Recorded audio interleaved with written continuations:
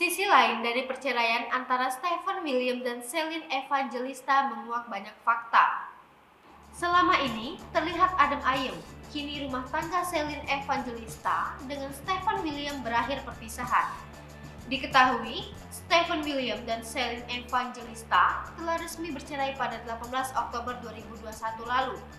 Baik Celine maupun Stephen sudah mencoba mempertahankan rumah tangga mereka yang dibina sejak November 2016 silam. Namun nyatanya perpisahan bak jalan terbaik untuk keduanya.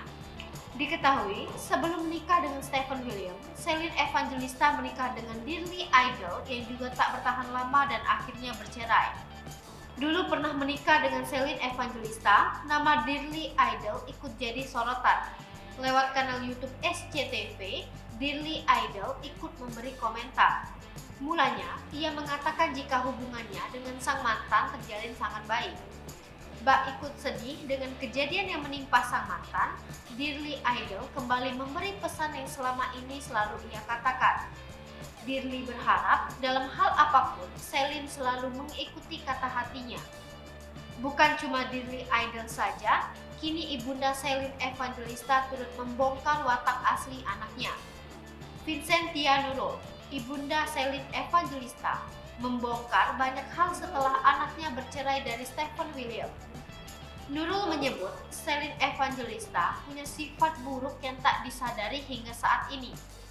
Sifat buruk Celine Evangelista itu pun diperkirakan jadi penyebab utama perceraian sang artis dengan Stephen William.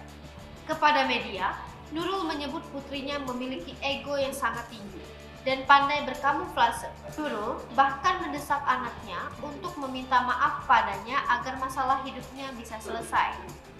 Nurul juga menyebut Stephen telah banyak berkorban untuk mempertahankan rumah tangganya dengan Celine. Bahkan, Nurul mengungkapkan jika Stephen adalah sosok yang baik dan bertanggung jawab.